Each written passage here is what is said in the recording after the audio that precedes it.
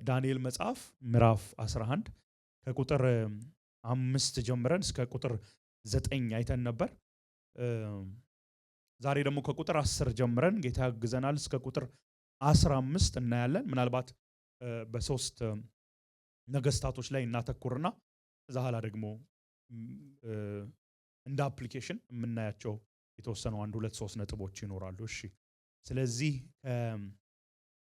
ዳንኤል መጽሐፍ ትንቢተ ዳንኤል ምዕራፍ 11 ከቁጥር 10 ጀምረን እስከ 15 ያለውን እናነባለን።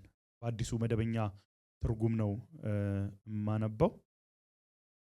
ቢቻል ከሚዲያ ክፍል ይሄኛውን ስክሪን ኦን ካረጋችሁልኝ በዛውም የቀደመውን ትርጉም ማየት ይችላል።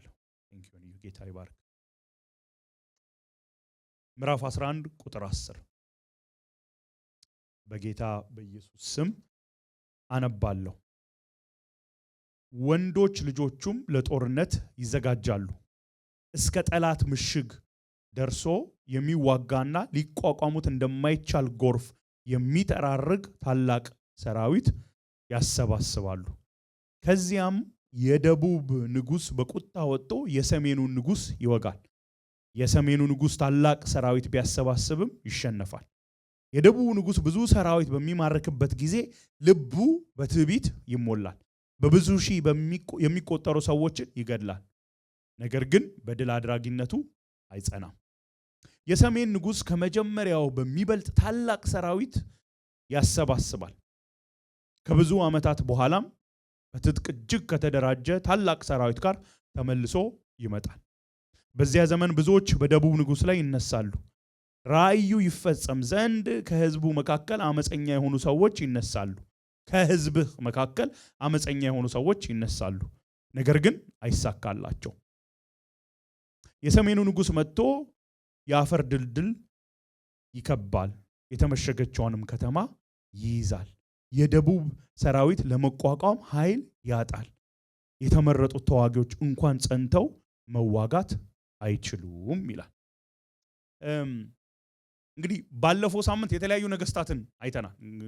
የተለያዩትን ነገስታት አካሄዳቸውን መልሼ ሪቫይዝ አላረግም ካለን ጊዜ አንፃር፣ ግን ሁለት መንግስታት አንድ በደቡብ አንድ በሰሜን እንደነበሩ አይተናል። ከእስራኤል አንፃር ከኢየሩሳሌም አንፃር ፓለስታይን ከሚባለው ላንድ አንፃር እና በሰሜን የነበሩት የሰሉዲያን ኢምፓየር ኪንግደም ሲሆን በደቡብ ደግሞ የነበረው የቶለሚ ኢምፓየር ነው ብለን ተወያይተናል። ከነገስታቶቹ ስም በመነሳት እና ብዙ ነገር እንደነበረ ኢቭን እንኳን ለመታረቅ የደቡቡ ንጉስ የሴት ልጁን ወደ ሰሜን ንጉስ ልኮ እነሱ ተጋብተው በሚወልዱት ልጆች እንኳን ለመታረቅ ሞክረው ሰው የሚያመጣው ነገስታት የሚያመጣው መፍትሄ ስለማይጸና ከልብ ስላልነበረ እንዳልተሳካ እነዚህን ነገሮች ሁሉ አይተን ቁጥር 9 ላይ ስንደርስ የሰሜኑ ንጉስ የደቡቡን ንጉስ ሊወር እንደሚመጣ ሴሉከስ ተሰከንድ እንደሆነና ወደ ግብጽ ሄዶ ወረራ ለማካሄድ እንደሚሞክር፣ ነገር ግን በጣም ስለማይሳካለት አፈግፍጎ ወደ ገዛ ግዛቱ እንደሚመለስ ተነጋግረን ነው ያቆም ነው። ቁጥር 10 ላይ ወንዶች ልጆቹም ይለናል። ወንዶች ልጆቹ ማለት የማን ልጆች? ሴሉከስ ተሰከንድ የተባለው የሰሜኑ ንጉስ የሱ ሁለት ልጆች፣ የመጀመሪያው ሴሉከስ ተርድ የተባለው፣ ሁለተኛው ደግሞ አንቲዮኪዮስ ተርድ የተባሉት ማለት ነው። ስለነዚህ ሁለት ልጆች ይነግረናል ይሄ ክፍል እና ሴሉከስ ተርድ ማን ነው ብለን ታሪክን ስናይ የመጀመሪያው የተጠቀሰው ልጅ ከ226 እስከ 223 ለ3 ዓመት ገደማ በሰሜን በሶሪያ አካባቢ የነገሰ ነው። ከአባቱ ንግስናን ተቀብሎ ለ3 ዓመት ከነገሰ በኋላ ለጦርነት በወጣበት በተለይ ኤዥያ ማይነር ትንሿ ኤዥያ እስያ በሚባለው አካባቢ ለጦርነት በወጣበት የጦር ጀነራሎቹ ይገሉታል። ስለዚህ ጦር ጀነራሎቹ ገለውት ከዛ በኋላ ነው ቀጥሎ የሱ ታናሽ ወንድም አንቲዮኪዮስ ተርድ እንደውም the great ይሉታል። አንቲዮኪዮስ ተርድ the great የተባለ በሱ ቦታ ይነክሳል በ223። እሱ በብዙ ዓመታት እስከ 36 ዓመታት ገደማ ነው የሚገዛው። ይሄ ሴሉከስ ተርድ የተባለው ከሚያደርጋቸው ነገሮች አንዱ እርግጥ ብዙውን ኃይሉን አሰባስቦ የተዋጋው ኤዥያ ማይነር በሚባለው ትንሹ ኤዥያ አካባቢ ቢሆንም በደቡቡ ላይ ጦርነትን ሞክሯል ለመዋጋት። ስለዚህ ከዘመናት በፊት የጀመረው ይሄ ጦርነት በሰሜኑና በደቡቡ መካከል ሴሉከስ ደሰርድ በተባለው ቀጥሏል። እርግጥ በጣም ኃይለኛ አልነበረም፣ በጣም ኦርጋናይዝድም አልነበረም። ግን የሱ የጦር መሪዎች ከገደሉት በኋላ ወንድሙ ስልጣን ይይዛል እና ስልጣን ሲይዝ የ18 ዓመት ወጣት ነበር። በ18 ዓመቱ ነው የነገሰው። ወደ 36 ዓመት ገደማ ነው የሚነግሰው። ከቁጥር 10 ጀምሮ እስከ 19 በጣም በብዙ ቁጥሮች ላይ የምናየው ሰው ነው አንቲዮኪዮስ the great የተባለው። ለምንድነው ታላቁ የተባለው the great የተባለው ብዬ ሳይ በጦርነት በጣም የተሳካለት ሰው ስለነበር ከጦርነት ስኬቱ የተነሳ ታላቁ አንቲዮኪዮስ the third ተብሏል። በጣም በጦርነት ድል እየነሳ ስለነበር በተለይ ወንድሙ ሴሉከስ the third በሱ ዘመን መንግስታቸው በጣም የተጠናከረ ኦርጋናይዝድ አልነበረምና ይሄ ሰው አንዱ ያደረገው ነገር ወደ ስልጣን በመጣ ጊዜ መንግስታቸውን በጣም ነው ያደራጀው፣ ኦርጋናይዝ ነው ያደረገው። አንዱ እሱ ነው። ሁለተኛ ደግሞ በአካባቢው ይነሱ የነበሩትን ተቃውሞዎች ይሄ ተቃዋሚዎች በራሳችን ክልል እዚህ ጋር እኛንን ምንገዛው ብለው ትንንሽ ቦታዎችን ለመያዝ የሚሞክሩትን ነገስታት ተቃውሟቸውን ደግሞ ሲያስቆም እናያለን። ይነሱ የነበሩ ሪቮልቶችን ሰፕረስ ያደርግ እናያለን። በተለይ ለምሳሌ እሱም በሚገዛበት አካባቢ በምስራቅ በኩል የነበረ ቦታ ላይ አንድ ሰው ተነስቶ አንድ ጋቨርነር ተነስቶ እኛ ራሳችንን የቻለን መንግስት ነን ብሎ ራሱን እንደ ንጉስ ለማየት ሲሞክር አንቲዮኪዮስ the third ሰራዊት ሄዶ አሸንፎ መልሶ ያንን ፕሮቪንስ ለራሱ አድርጓልና ከዚህ የተነሳ በተደጋጋሚ ጦርነት ያሸንፍ ስለነበረ ነው ታላቁ አንቲዮኪዮስ the third የሚሉት። በተለይ ከእስራኤል ጋር በተገናኘ ደግሞ ከ219 እስከ 218 ቢሲ በፊኒሲያና በተለይ ፓለስታይን በተባለው አካባቢ ጦርነት ሰንዝሮ ነበር። እዚህ ክፍል ላይ እንኳን ስናይ እስከ ጠላት ምሽግ ደርሶ የሚዋጋና ሊቋቋሙት እንደማይችል ጎርፍ የሚጠራርግ ታላቅ ሰራዊት ያሰባስባል። ሰራዊቱ ራሱ ታላቅ ነው። እሱ ራሱ የተጠራው ታላቅ ተብሎ ነው እና እስከ ተዋጋ ሲባል እስከ ጠላት ድንበር አይ ቲንክ በቀደመው ትርጉም ላይ እስከ ጠላት አምባው ደርሶ ወቅቷል ይላልና በተለይ ራፋ የሚባለው ጋዛ አካባቢ ያለ ግዛት ድረስ ሄዶ ነው የወጋው ይባላል። ታሪክን ስናጠና ወርዶ በዛ ሰዓት ግብፃውያን ወይም የቶሎሚ ኤምፓየር ኪንግደም ያስተዳድር የነበረውን ፍልስጤምን ወይም በእስራኤል ያለበትን አካባቢ ድረስ እስከ ጋዛ አካባቢ ደርሶ ተዋክቶ ነበርና ልክ እዚህ ክፍል ላይ እንደሚል ነው እስከ ጠላት አምባ እስከ ጠላት ድንበር ድረስ ይሄዳል እንደተባለ ታሪክም ሄደን ስንመረምር አንቲዮኪዮስ the third the great ይሄንን አድርጓል በ219 218 አካባቢ። ከዛ ቁጥር 11 ላይ ግን ስንሄድ ከዚያም ይለናል ከመቼ በኋላ አንቲዮኪዮስ the third ወደ ታች ወርዶ የቶሎሚን ኪንግደም በተለይ ፓለስታይን የሚባለውን እስራኤል ያለችበትን አካባቢ ድንበር ድረስ ሲወጋ እዚያ በኋላ የደቡብ ንጉስ በቁጣ ወጣ። በጣም ኢንሬጅድ ሆኖ እንዴት ብሎ ይነሳል። እዚህ ጋር የሚያነሳልን የደቡቡ ንጉስ የተባለው ቶሎሚ the fourth ፊሎፓተር ይባላል። ቶሎሚ the fourth ፊሎፓተር ይባላል። ትዝ ካላችሁ ቶሎሚ the first the secondም the thirdም አይተን ነበር። ቶሎሚ the first ማለት ልክ አሌክዛንደር the great ልክ ሲሞት በ323 ከግብጽ ጀምሮ ይገዛ የነበረ ሰው። ከዛ በኋላ ደግሞ ቶሎሚ the second ማለት ደግሞ ሴት ልጁን ለሰሜኑ ንጉስ የሰጠው የነበረው ማለት ነው። እሱ ደግሞ በ246 አካባቢ ሲሞት የሱ ልጅ ወይም በርኒቄ ስለተባለችው ባለፈው ሳምንት አውርተናል ነበር የሷ ወንድም ሶስተኛው እሱ ነው። ከዛ እሱ ሲሞት ነው ይሄ ቶሎሚ the fourth የተነሳው በ221። ስለዚህ ሶስቱን ቶሎሚዎች ባለፉት ሳምንታት አይተናቸዋል። አራተኛው ቶሎሚ the fourth ፊሎፓተር የተባለው ይነሳል እና ይሄ ሰው ምን ያደርጋል? በቁጣ ይነሳል። እንዴት እስከ አካባቢያችን መጥተው ያጠቁናል? እስከ ድንበራችን ድረስ ኤጲፋነስ the third መጥቶ ያጠቃናል ብለው በቁጣ ይነሳል እና ሄዶ ይዋጋል። ይሄ የሚሆነው በ217 አካባቢ ነው። ስለዚህ ከዓመት በኋላ ማለት ነው። ወዲያው በምላሽ ይነሳል፣ በቁጣ ይነሳል።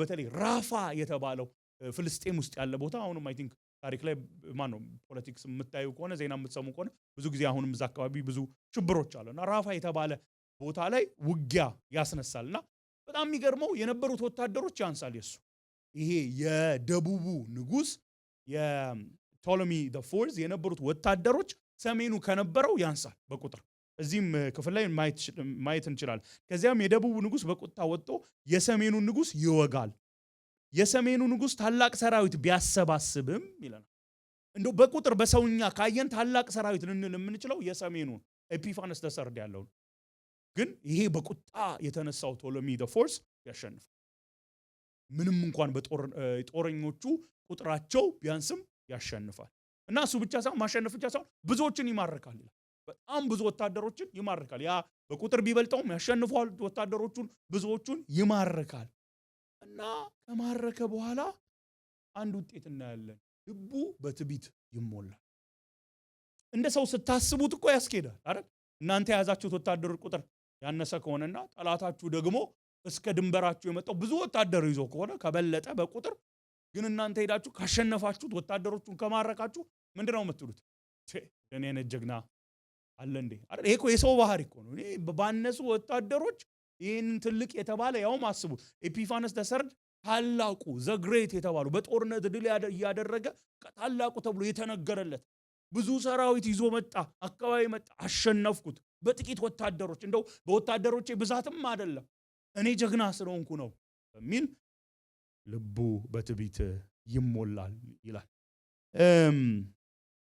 እሱ ብቻ ሳይሆን ደግሞ በብዙ ሺህ የሚቆጠሩትን ይገድላል እንደውም እንግሊዘኛ ትርጉሙ ብዙ ሺዎች የሚለው tens of thousands ነው ይላል በ10 ሺዎች የሚቆጠሩትን ምን ያደርጋል ይገላል ብዙ ሰዎች የሚሉት የኤፒፋነስ ተሰርድን ወታደሮችን ነው ብዙዎቹን የገደለው ቁጥራቸው እንግዲህ በቁጥር በጣም የሚበልጡትን የተወሰኑትን ብዙ የሚባሉትን ይማርካል በ10 ሺህ የሚቆጠሩትን ደግሞ ይገድላል ይልና ግን በድል አድራጊነቱ አይጸናም ድል ያደርጋል ያሸንፋል ይማርካል ይገድላል ግን በድል አድራጊነቱ አይጸናም አይቀጥልበትም እና ጥያቄው ለምን what happened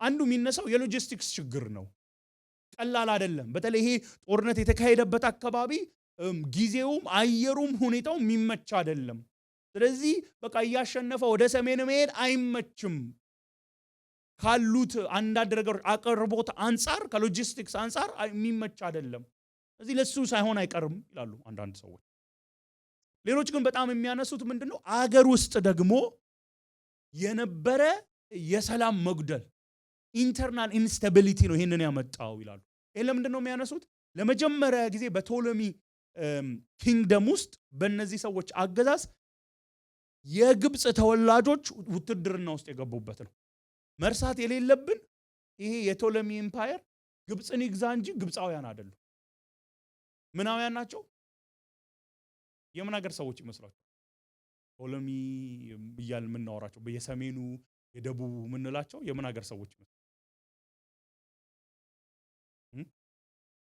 ሶሪያ እሺ ግን ሶሪያን የሚገዙት የምን ሀገር ሰዎች እነዚህ ጀነራሎች ከየት ነው የመጡት የማን ጀነራሎች ነበሩ የአሌክሳንደር ዘ ግሬት ምን የምን ሀገር ሰው ነው የግሪክ አይ ስለዚህ እነዚህ ሰዎች ግሪካውያን ናቸው ምን ካስታወስን ለአራት ተከፈሉ አይደለ ጀነራሎቹ አራት ነበሩ የሰሜን የደቡብ የምስራቅ የምዕራብ ብለን ከፈልናቸው ከእስራኤል አንፃርና ሁለቱን ተውናቸው ምስራቅና ምዕራብ ከእስራኤል አንፃር ኢምፖርታንት ስላልነበሩ እግዚአብሔር አምላክ የሚያተኩረው ማን ላይ ነው አለ ሰሜኑና ደቡቡ ላይ እነዚህ የሰሜንና የደቡቦቹ ግሪካውያን ናቸው ግን ለምሳሌ አሁን ይሄ የቶሎሚ ኤምፓየር ግብጽን የያዘ እንጂ ግብጻውያን አይደሉ ግብጻውያንን እንደ ባሪያ አድርገው ገዝተው የሚያስተዳድሩ ናቸው ግን በዚህ ሰዓት ቶሎሚ the fourth በሚዋጋበት ሰዓት አንዱ ያደረገው ነገር ምንድነው ሰዎችን ከግብጻውያን ኔቲቭ ኢጂፕሽያንስን ምን ማድረግ ጀመረ ወታደር ውስጥ ማስገባት ጀመረ ወታደር አድርጎ መያዝ ጀመረ እና ከዛ ጋርም በተያያዘ በጣም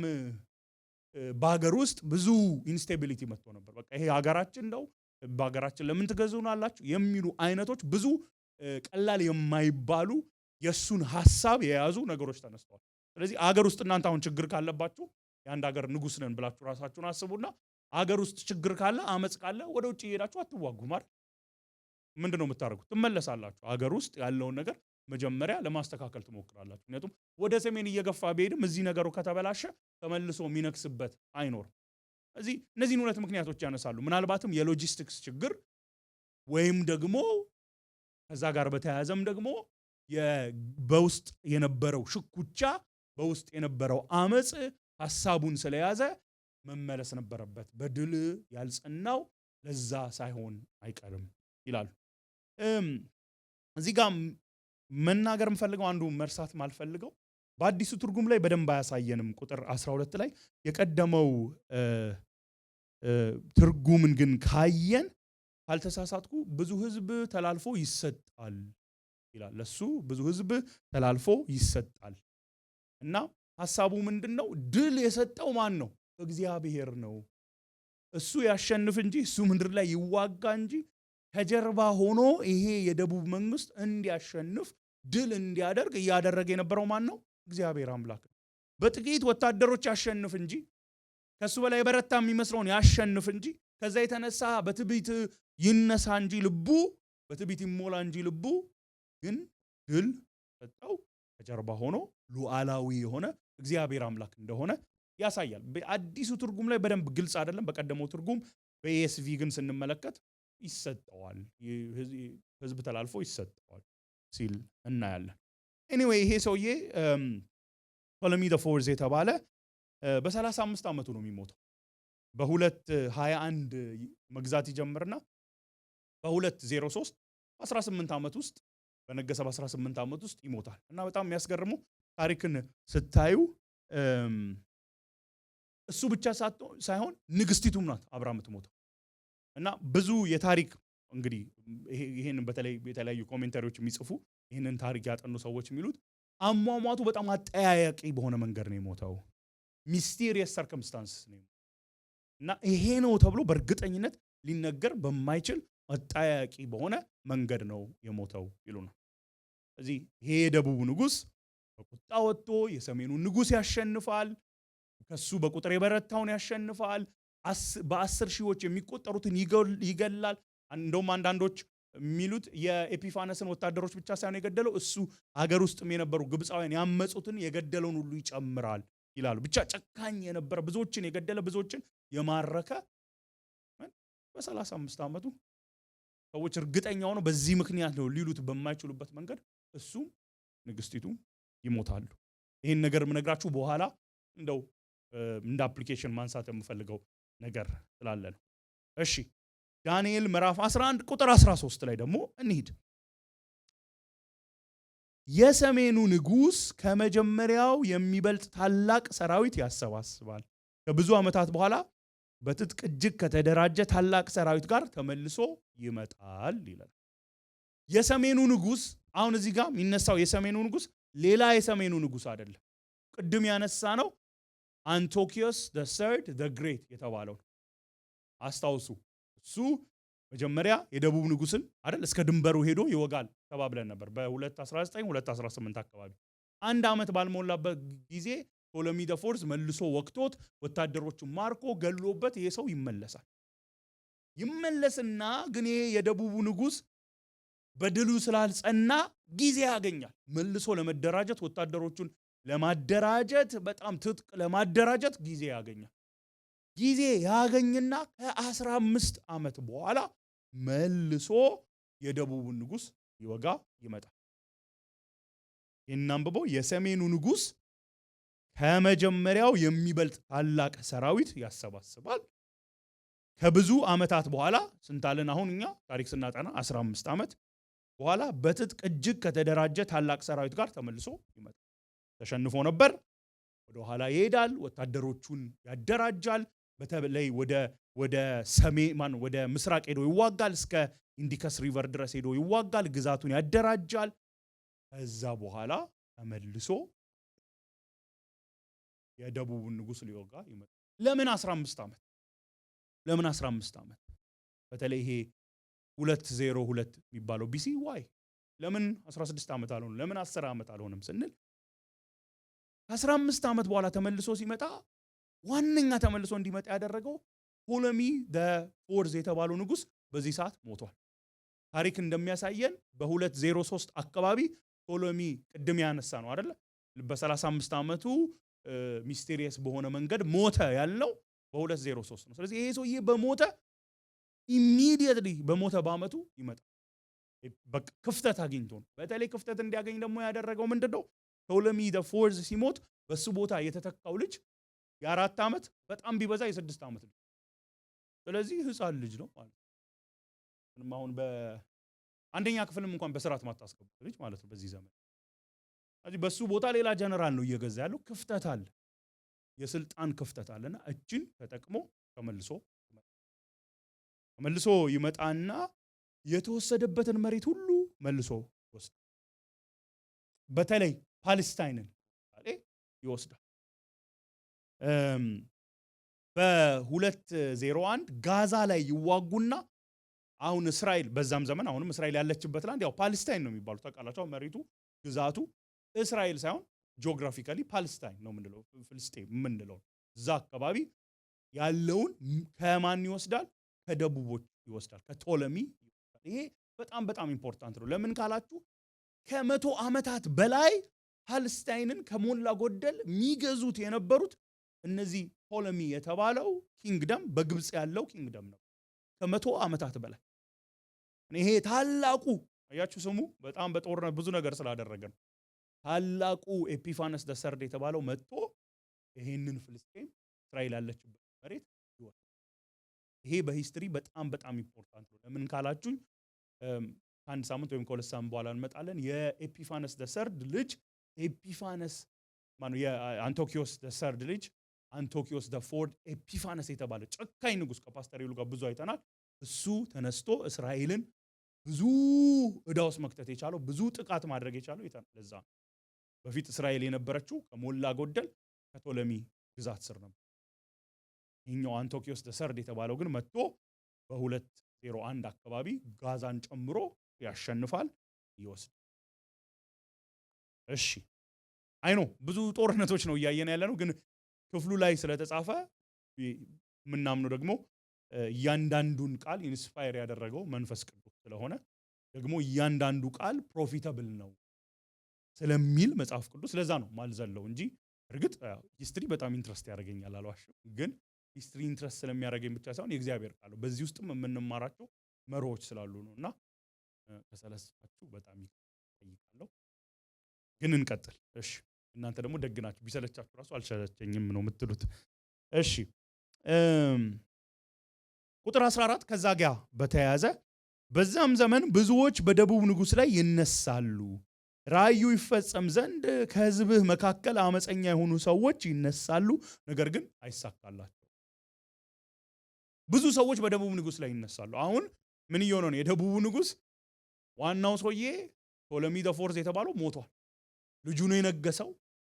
ልጁ ከ4 እስከ 6 ዓመት ገደማ ነው የሆነው።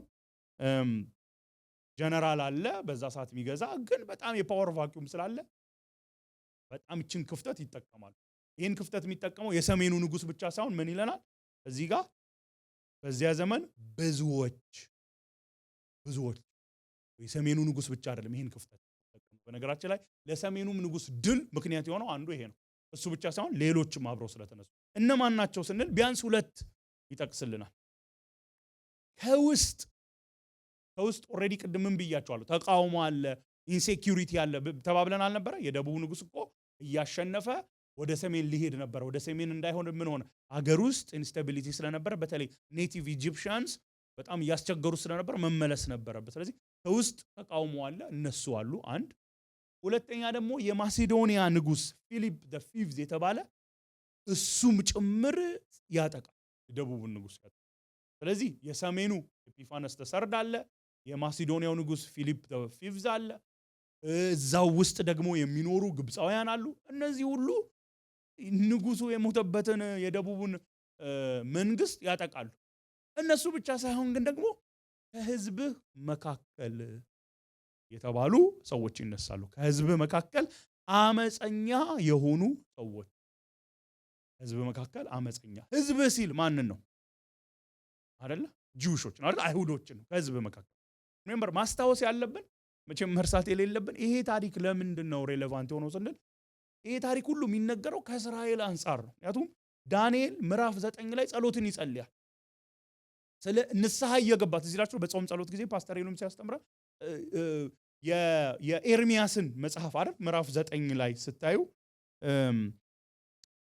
ቁጥር 2 ላይ በዘመነ መንግስቱ በመጀመሪያ ዓመት እኔ ዳንኤል ለነብዩ ለኤርሚያስ በተሰጠው የእግዚአብሔር ቃል መሰረት የኢየሩሳሌም መፈራረስ 70 ዓመት እንደሚቆይ ከቅዱሳት መጽሐፍ አስተዋልኩ። ስለዚህ ማቅ ለብሼ በራሴ ላይ አመድ ነስንሼ በጾምና በጸሎት በምልጃም ፊቴን ወደ ጌታ አቀናው። በጣም ነው የሚገርመኝ። በእግዚአብሔር ቃል መሰረት በቅዱሳት መጽሐፍ አስተዋልኩ። አይኖ በዚህ ርዕስ ላይ ተነግሮናል ተሰብኳል፣ ግን አንብቤው ኦቨርሉክ ማድረግ አልችልምና እንደገና መልሼ እንፈሳ አያችሁ ጸሎት is based on scripture። በእውነት በጣም ይሄን ነገር ኤምፋሳይዝ ላደርግ ብዙ ጸሎቶቻችን እንደ መጽሐፍ ቅዱስ አይደሉም። ብዙ ጸሎቶች እናንተ ማለት ሳይሆን ራሴን ጨምር ሪሊ ስክሪፕቸር ነው ወይ ምን ጸልየው? አዎ ምልጃ እናቀርባለን፣ ልመና እናቀርባለን። ኢቭን ምልጃችን ልመናችን እንደ እግዚአብሔር ቃል ነው። ንስሐችን እንደ እግዚአብሔር ቃል ነው። ምስጋናችን እንደ እግዚአብሔር ቃል ነው። ጸሎት እንደ እግዚአብሔር ቃል የእግዚአብሔር ቃል ላይ ነው ተመስርተን የምንጸልይ። እንደሚመለስም ድፍረት የሚሆነን በእግዚአብሔር ቃል ላይ ተመስርተን ስለምንጸልይ በቅዱሳት መጽሐፍት አስተዋልኩኝና ጸለይኩኝ። እርግጠኛ ነኝ በየጓዳችን ሁላችንም በየዕለቱ የእግዚአብሔርን ቃል እናነባለን። ባይዞ የምናነበው የምናሰላስለውን የምናጠናውን ቃል መጸለይ አለብን። አሁን እኔ የእግዚአብሔርን ቃል አንብቤ ለምሳሌ ብዙ የሚታወቀው መዝሙር 23 እግዚአብሔር እረኛዬ ነው የሚያሳጣኝም የለም የሚለውን አንብቤ ሜሞራይዝ አድርጌ ብቻ መሄድ የለብኝ። በደንብ ያንን እያሰላሰልኩ ደግሞ መጸለይ አለብኝ። እግዚአብሔር ሆይ አንተ እኮ እረኛዬ ነህ፣ አንተ እኮ የምታሳጣኝ ነገር የለም።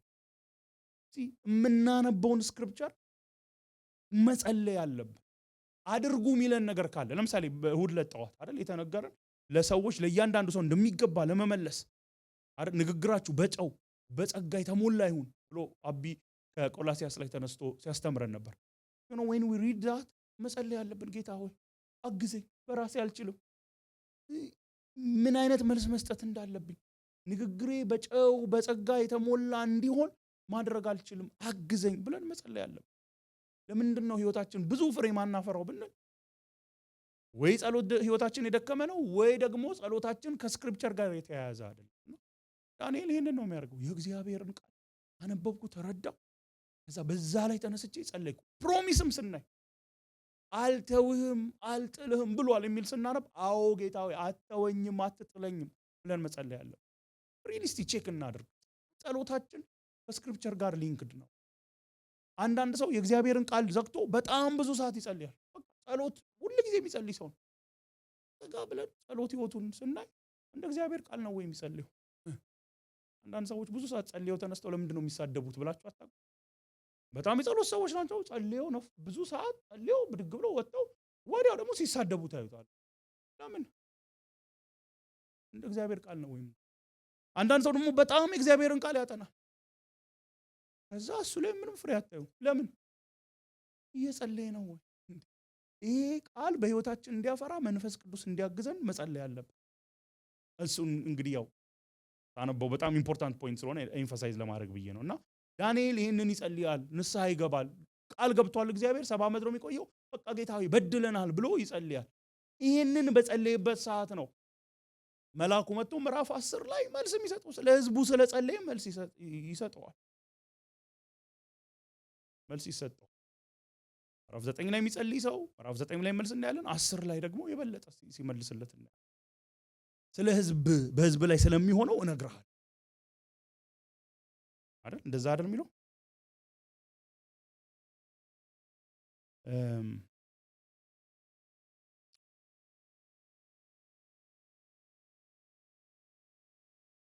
ቁጥር ቁጥሮችን ለማየት ከቁጥር 12 ጀምሮ ምዕራፍ 10 እንዲህም አለኝ፣ ዳንኤል ሆይ አትፍራ፣ ማስተዋልን ለማግኘትና በአምላክ ፊት ራስን ለማዋረድ ከወሰንክበት ከመጀመሪያ ቀን አንስቶ ቃልህ ተሰምቷል። እኔም የቃልን መልስ ይዤ መጥቻለሁ። ነገር ግን የፋርስ መንግስት አለቃ 21 ቀን ተቋቋመኝ። ከዋናዎቹም አለቆች አንዱ የሆነው ሚካኤል ሊረዳኝ መጣ። እኔም በዚያ የፋርስ ንጉሥ ጋር ተውኩት። ራእዩ ሊፈጸም ገና ብዙ ዘመን ስለሚቀረው ወደፊት በሕዝብ ላይ የሚሆነውን ልገልጽልህ አሁን ወደ አንተ ምዕራፍ 11 ማጥናት ስንጀምር ምዕራፍ 10 ኢዘ ባክግራውንድ ብለናል። ዳንኤል ላየው ራእይ ባክግራውንድ ነው የሚሰጠን። ምዕራፍ 11 እና 12 ነው ኮንቴንቱን የሚሰጠንና እዚህ ጋር ባክግራውንድ ነው የሚያሳየን። እና ምን ላደርግ መጥቻለሁ? ወደፊት በሕዝብ ላይ የሚሆነውን ልገልጽልህ አሁን ወደ አንተ መጥቻለሁ። ይሄው አንዱ የሚነግረው ይሄንን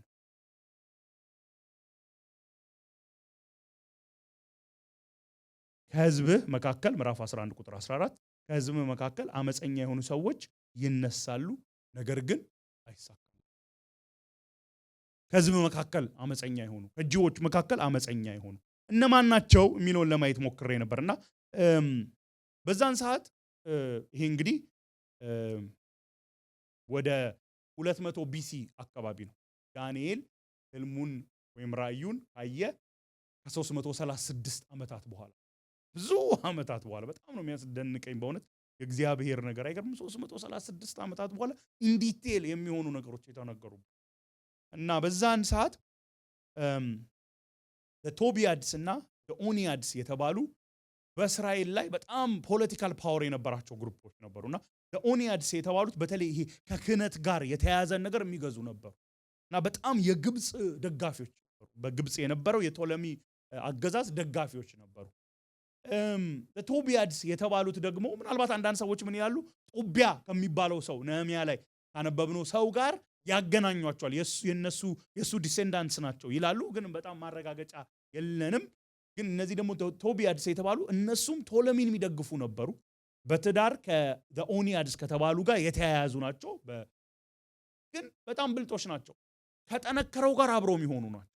ስለዚህ አንዱ የደቡቡ ሲጠነክር ደቡብ፣ የሰሜኑ ሲጠነክር ከሰሜኑ ጋር ነውና በዚህ ሰዓት የደቡቡ እየወደቀ ስለሆነ የሰሜኑ እየጠነከረ ስለነበረ በጣም ከሰሜኖች ጋር የተባበሩ ነበሩ ለቶቢያድስ የተባሉ እና እነዚህ ሳይሆኑ አይቀሩም ይላሉ። ከሕዝብ መካከል አመፀኛ የሆኑት ሰዎች የሚላቸው እነዚህ የሰሜኑን የሚደግፉ ክፍል ናቸውና ለቶቢያድስንም ይጨምራሉ ተብሎ ይታሰባል። ግን በእርግጠኝነት የሚነገረው ምንድነው? በተለይ ፓለስታይንን እስራኤልን ጨምሮ ይገዙ የነበሩት ቶለሚዎች ስለነበሩ ሕዝቡ መሮታል። ታክስ ግብር መሮታል። ኃይለኛ የግብር ጫና አለ። ስለዚህ በጣም የሚፈልጉት የግብር ጫናቸው እንዲነሳላቸው ስለሚፈልጉ የሰሜኑ መንግስት ሲነሳ የደቡቡን ሊጥል ሲል አብረው ተባበሩ።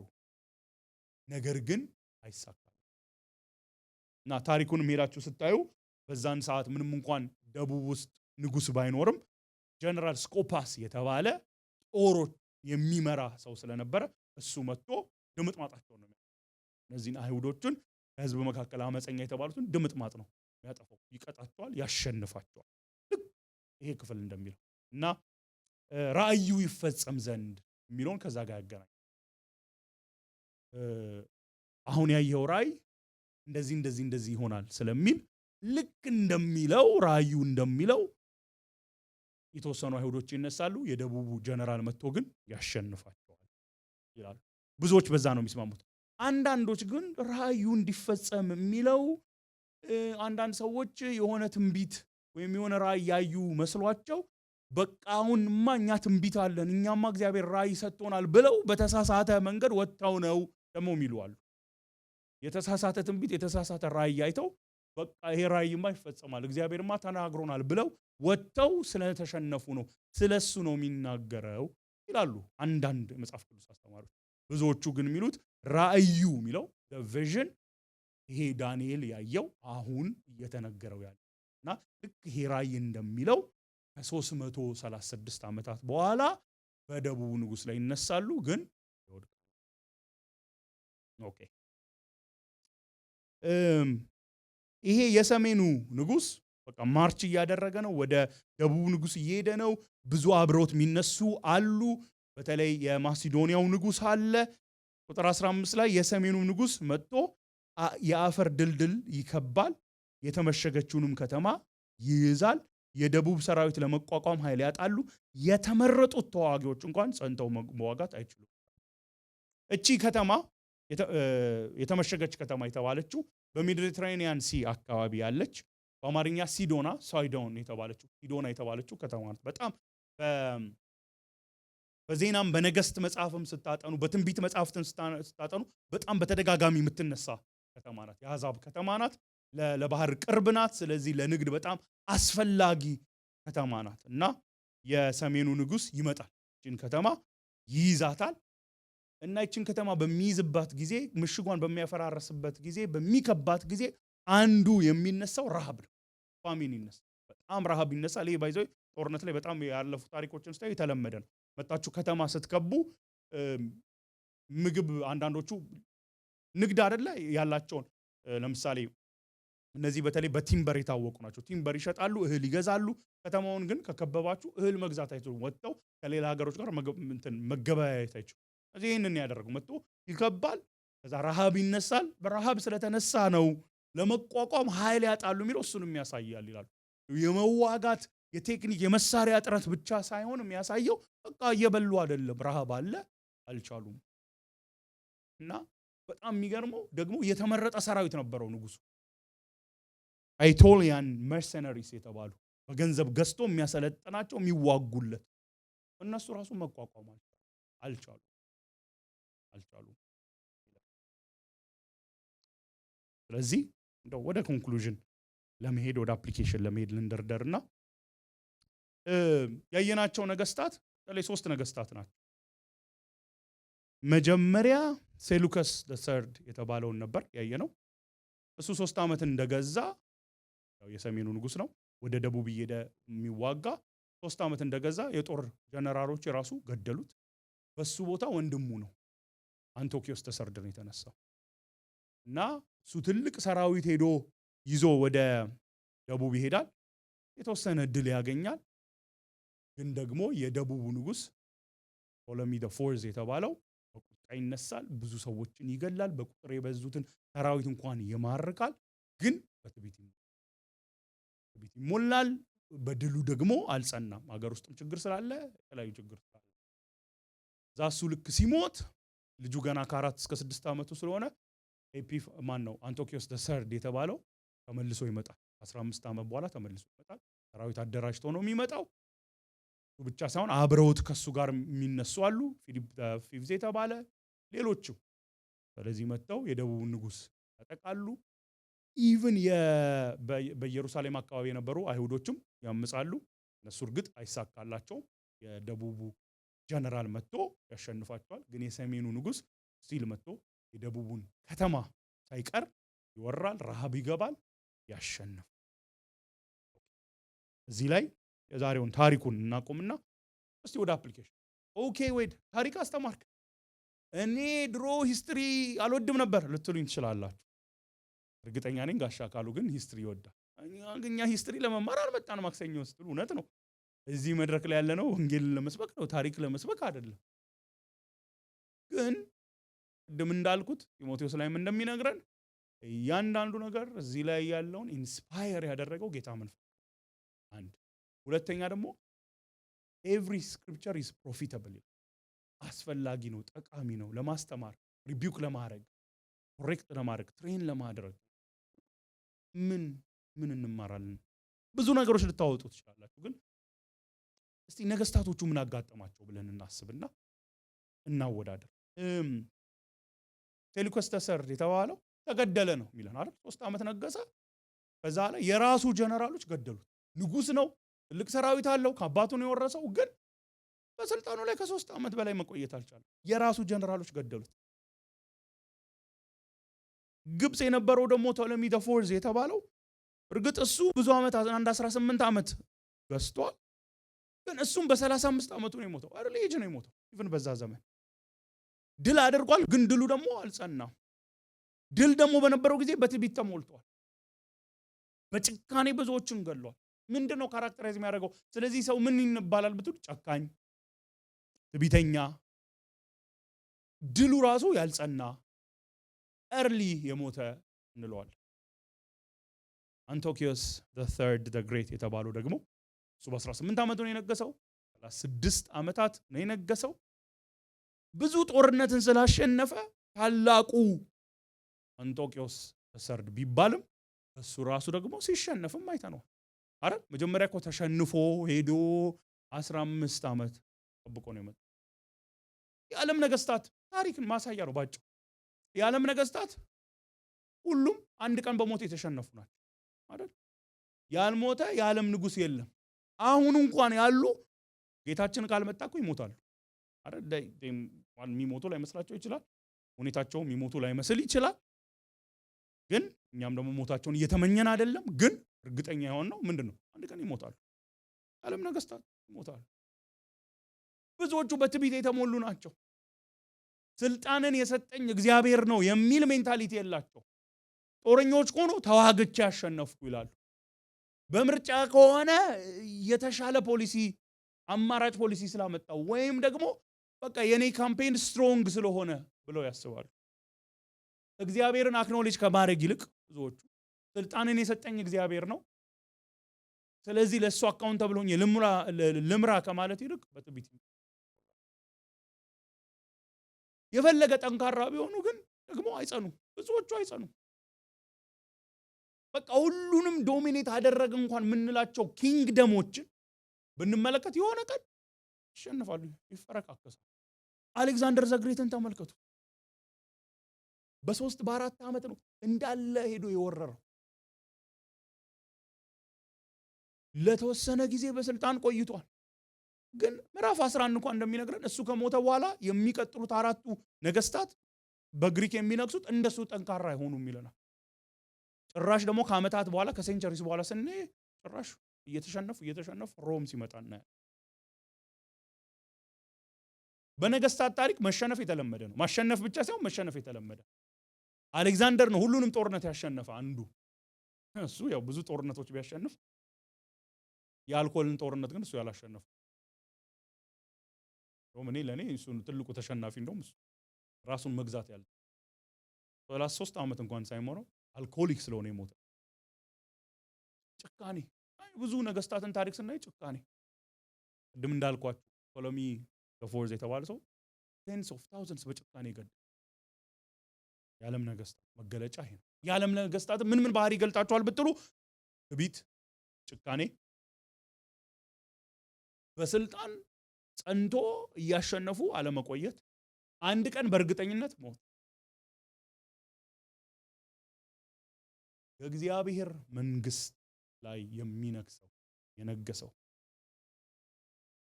አንድ ቀን በክብር ይመጣል ብለን በናፍቆት የምንጠብቀው የጌቶቹ ጌታ የነገስታቱ ንጉስ ኢየሱስ ሞትን ድል ያደረገ። እነሱ በሞት የተሸነፉ፣ እሱ ግን ሞትን ድል ያደረገ የትንሣኤ ሞት እንኳን ሊይዘው ያልቻለ። እነሱ ትዕቢተኞች ናቸው፣ እሱ ግን የትህትና የመጨረሻ መገለጫ።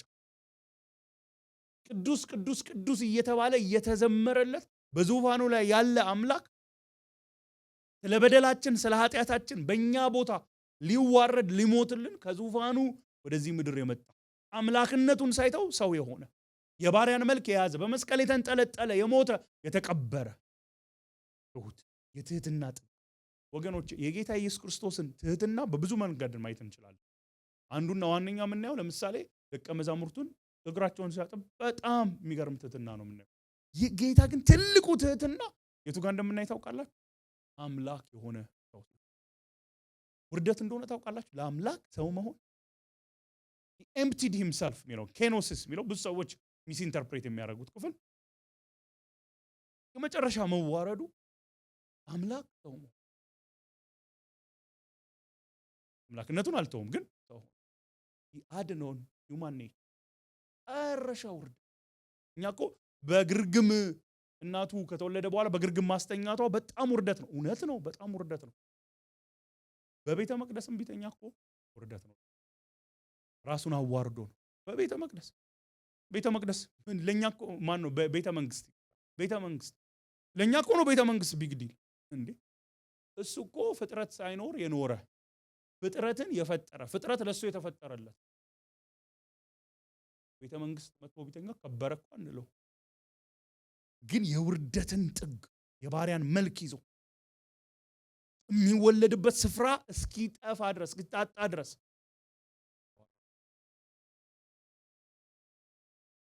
ሞተ። ግን ከሞትም በላይ የመስቀል ላይ ሞት እንደምታውቁት የመስቀል ላይ ሞት ማለት የህመም ብቻ ሳይሆን የውርደት ሞት። ሮማውያን በተቻለ መጠን ዜጎቻቸውን የማይቀጡበት አቀጣጥ፣ ባሮችን ወንጀለኞችን ግን የሚቀጡት መስቀል አሸክመው ሲያስኬዱ እዩ እያሉ ነገ እናንተም ብታምጹ ይሄ ነው ድርሻችሁ እያሉ ወስደው ደግሞ ሲሰቅሏቸው እርቃናቸውን ነው። ጊዜ እንደሰማነው እኛ ስዕል ስናይ እንደው ስለሚከብድ ነው እርቃኑን ማናየው። ጌታችን ግን እርቃኑን የተንጠለጠለ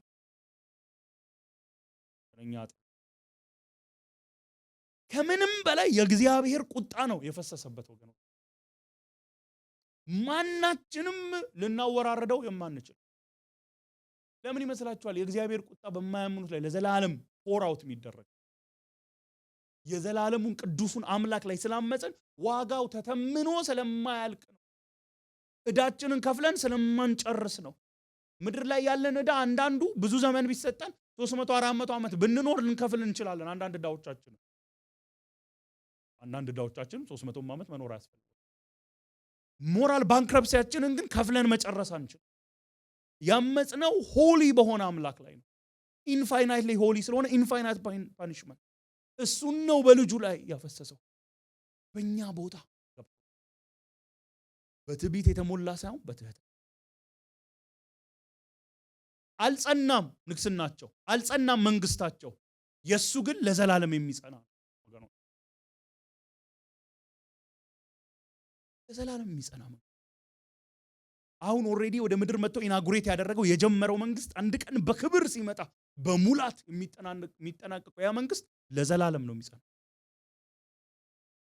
የደቡብ መንግስት የሰሜኑ መንግስት ምንለው ተነስቶ አምጾ ማያሸንፈው አገር ውስጥ የነበረ ችግር በጠበጠውና ወደቀ ማንለው ጀነራሎቹ ገደሉትና አበቃ ማንለው የዘላለምን መንግስት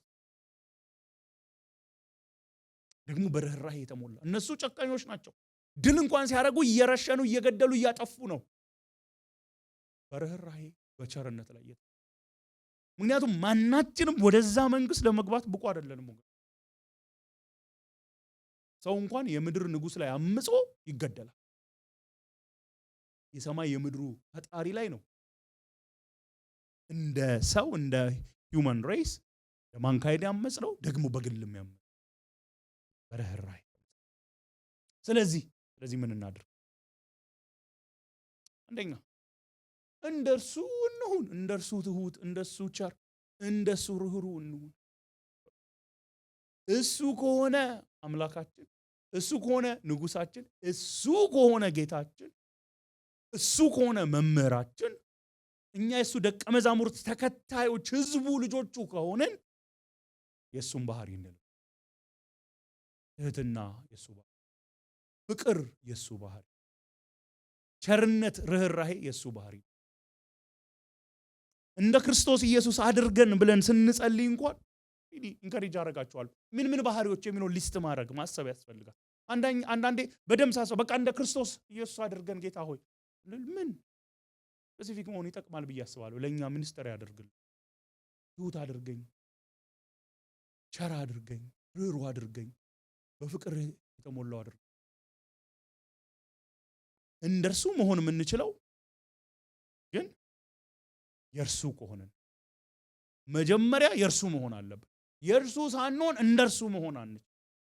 በክርስቶስ ኢየሱስ ካላመንን በህይወታችን ላይ ጌታና አዳኝ አድርገን ካልሾም ነው በሱ ካላመንን ከሱ ጋር በእምነት ዩናይትድ ካልሆንን እንደርሱ መሆን አንችል። እንደርሱ ለመሆን ከሱ ጋር ዩናይትድ መሆን አለበት። ቅርንጫፍ ከግንዱ ጋር መጣበቅ እንዳለበት፣ ቅርንጫፍ በራሱ ሆኖ ማፍራት እንደማይችል በርሱ እንሁን፣ በርሱ እንመን፣ በርሱ እንመን። that's union with Christ። ከእርሱ ጋር ደግሞ ዕለት ዕለት ህብረት እናድርግ። that's communion with Christ። ዕለት ዕለት ህብረት እናድርግ። በቃ በክርስቶስ አምኛለሁ ብለን ዝም ብለን ቸልተኛ የምንሆንበት አይደለም የክርስትና ጉዞ። የእውነት ጌታን የሚወድ ሰው ከጌታ ጋር ጊዜ ያጠፋል።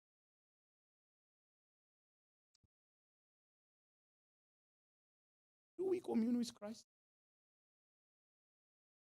ምን ይመስላል ከክርስቶስ ኢየሱስ ጋር ያለን ህብረት? ምን ይመስላል? ኦነስት ሆነን ከመለስ ኦነስት ሆኜ ከመለሱ ምን ይመስላል ከክርስቶስ ጋር ያለኝ ህብረት? አዎ በክርስቶስ ኢየሱስ አምነናል። አዎ በራሳችን መጽደቅ እንደማንችል ገብቶናል፣ ተረድተናል፣ አምነናል፣ ኃጢአተኝነታችንን ተቀብለናል። በክርስቶስ ስራና ማንነት ላይ ሙሉ ለሙሉ አርፈናል። ወደ እርሱ እንጂ ወደ ራሳችን እየተመለከትን አይደለም። But are we spending time with him? Am I spending time?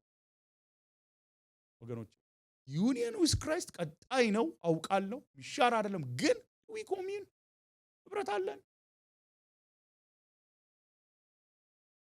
ቃሉን እናነባለን፣ ቃሉን እናሰላስላለን። Do we pray? ጸልያለን። እውነተኛ የጌታን መምጣት ምንጓጓ ምንናፍቅ ሆነ በዚህ ሰዓት ደግሞ ከጌታ ጋር ህብረት ምና የጌታ መምጣት ናፍቆኛል እኔ እያልኳችሁ ማራናታ ብዬ እዚህ መድረክ ላይ እየጸለይኩኝ ዋዳዬ ገብቼ ቃሉን ማላነብ ማልጸልይ ሆነ መጠየቅ አለብኝ። ስፒሪቹዋሊ አሪፍ ጸሎት የሚባል ለመጸለይ ነው ወይ? እንደዛ ማለት የሃይማኖት ስርዓት እያደረኩ የጌታን መምጣት ምናፍቀው እሱን ስለናፈቁ ነው ወይስ በምድር ላይ ካሉ አንዳንድ ነገሮች ለመገላገል ስል ብቻ ነው? Is it him I want? እሱን ነው የምንፈልገው? እሱን የሚናፍቅ ሰው አሁን ቃል ያነባል፣ ብረት ያደ በፍጹም ኮንዴም ላደርጋችሁ አይደለም። እሪያችን መድረክ ላይ የምንቆም ሰዎች ኮንዴም የማድረግ አይደለም፣ ግን ሪቢውክ ማድረግ ግን ያስፈልጋል አይደል? ሪቢውክ መደረግ ካለብን እኔም ራሴን እናንተንም በተሰጠኝ ጊዜ ያው በቸርነት ፈገግ እያልኩ ቀልድ መሃል ላይ እየቀላቀልኩ ሪቢውክ ማድረግ የሱፔሪዮሪቲ ጉዳይ አይደለም፣ ግን ከፍቅር የሚመነጭ ለጌታም ለህዝቡም ካለ እዚህ ጋር በተያያዘ የዘላለም መንግስት ያን መጣዋን አዲሲቱን ከተማ ከምንም በላይ የሚመጣውን ታላቁን አዳኛችንን ወገኖች በተስፋ በመናፈቅ ነው ልባችንን እዚህ ምድር ላይ እናድርግ። እኔ በጣም ፊልጵስዩስ ምዕራፍ 3 ላይ የሚገርመኝ ክፍል አለ። እንደ ክርስቶስ መስቀል ጠላቶች ይኖራሉ ይላል። እናንተ እኛን ምሰሉ ይላቸው የፊልጵስዩስ ሰዎች፣ እኛን የሚመስሉ መሪዎቻችሁን ምሰሉ። ለምን? ከዚህ በፊት እንደነገርኳችሁ ያውም በእንባ እንደነገርኳችሁ የክርስቶስ መስቀል ጠላት ሆነው የሚኖሩ አሉ ይልና የነዚህ ሰዎች የመጨረሻቸው መጨረሻ ምንድነው? ጥፋት ነው። ደስቲናቸው ጥፋት ነው። እንዴት ነው የሚኖሩት ስትሉ ክብራቸው በነውራቸው ነው፣ በኃጢአታቸው በኮራፕሽናቸው ነው የሚኮሩት። አምላካቸው ሆዳቸው ነው፣ ኢንትረስታቸው ነው፣ ሰልፊሽ ጌናቸው ነው አምላካቸው። ልባቸው ያለው ምድራዊ ነገር ላይ ነው። እኛ ግን ምሳሌ ስለሆነን ለእናንተ ብሎ የሚናገረው ጳውሎስ ለፊልጵስዩስ ሰዎች እኛ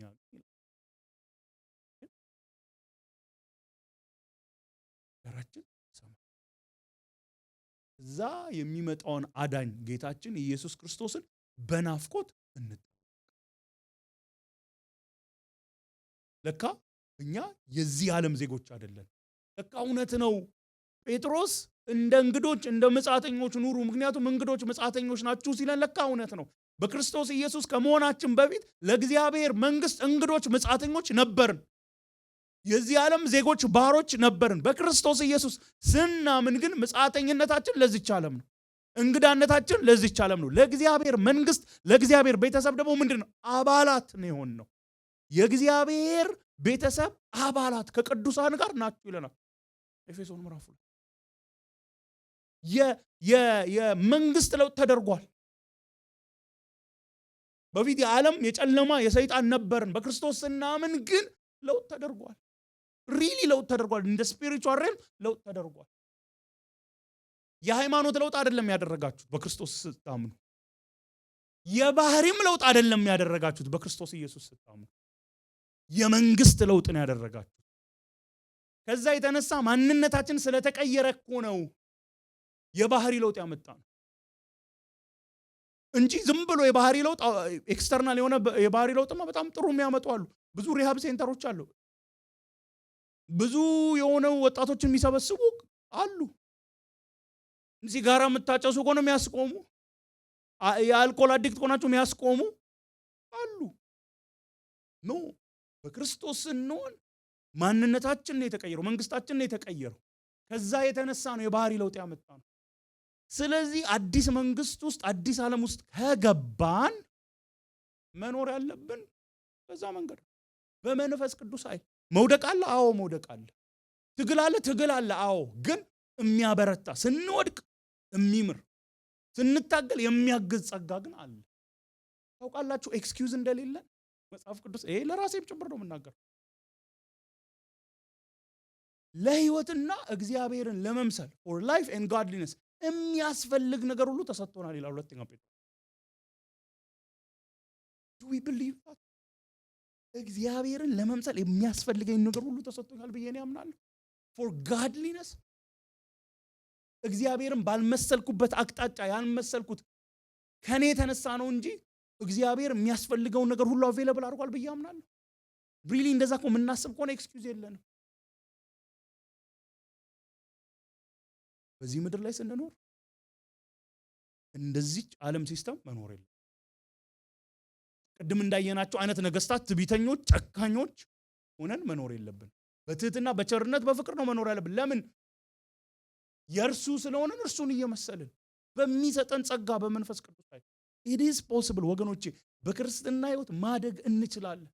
በእርግጠኝነት ልንገራችሁ እግዚአብሔር ቃል ላይ ቆሜ ደግሞ በህይወታችሁ ያያችሁት ስለሆነ ነው።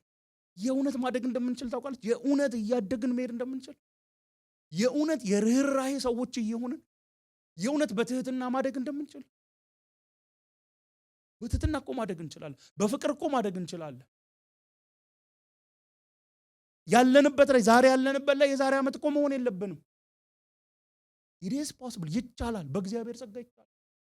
ኦሬዲ እግዚአብሔር ጸጋውን ሰጥቶናል። ከክርስቶስ ጋር ኮሚዩን ባደረግን ቅድም ምክረዬ መጨረሻ ላይ ሲዘምርም ሲጸልይ የነበረው ፍቅሩን መረዳት የክርስቶስን ፍቅር መረዳት ምን እንደሚያደርገን ፍቅሩን በተረዳን ቁጥር ነው እሱን የምንወደው፣ እርስ በርሳችን የምንዋደድ። ፍቅሩን በተረዳው ቁጥር ነው ኃጢአትን እምቢ ምለው። ይህን ያህል የወደደኝን አምላክ እንዴት ነው ማሳዝነው ብዬ፣ ይህን ያህል የሚወደኝ አምላክ አታድርግ ሲለኝ ለእኔ አስበው ነው። ከሪጅ ላደርጋችሁ ፈልገው ይሄን በክርስትና ህይወታችን ወገኖች፣ እኛ እንኳን በብዙ ነገር እያደግን ነው። ጥሩ ነው፣ እግዚአብሔር ይመስገን። ሆፕፉሊ በፋይናንስ እያደጋችሁ ነው ብዬ ተስፋ አደርጋለሁ። ነው ያደጋችሁ።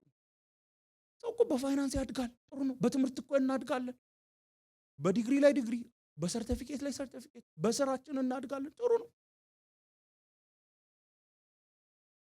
በብዙ ነገር እናድጋለን። ሞስት ኢምፖርታንት ቲንግ ግን መንፈሳዊ ህይወት ማለት is it a priority? honestly is it a priority? የእውነት እንነጋገር። እውነት ተነጋግረን በወደቅንበት ማረን ብለን እኮ ነው የምንወጣው። ያግዘናል። is it a priority? ለኔ ነው በመንፈሳዊ ህይወት ማደግ፣ እግዚአብሔርን በመምሰል ማደግ። አመት በአመት ላይ በመጣ ቁጥር ኤክሳይት የሚያደርገኝ ምንድነው? በቃ በዚህ ነገር አቅጣጫ አድጋለሁ ብቻ ነው። እድሜያ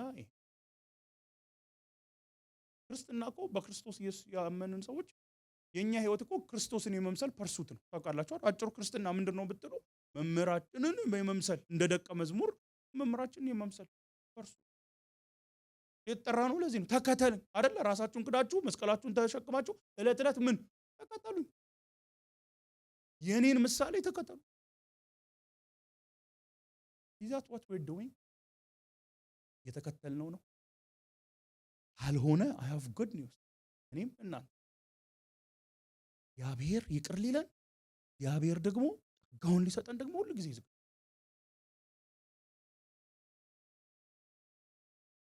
አንድ ቀን ደግሞ ሁሉ ትግል ያበቃና ክርስቶስን የምንመስልበት ዘመን ይመጣል። እርሱ ባለበት ከእርሱ ጋር ለዘላለም እንኖራለን። እዚህ ስጠቀልል ዓለም መንግስታት በሞት በጦርነት መሸነፍ በትዕቢት በጭካኔ የተሞሉ ናቸው። የጌቶች ጌታ የነገስታት ንጉስ በመስቀል ላይ ስለኛ ደሙን ያፈሰሰው ግን በርህራሄ በቸርነት በድል ትንሣኤ የተነሳ አምላክ። ስለዚህ በእርሱ አምነን ደግሞ እሱ በሚሰጠን ጸጋ እርሱን እየመሰልን አንድ ቀን ደግሞ የማትጠፋ መንግስት ጣለች። ጌታ ይባርካችሁ። እንጸልያለን። ምክረየን ወደዚህ ጠራውና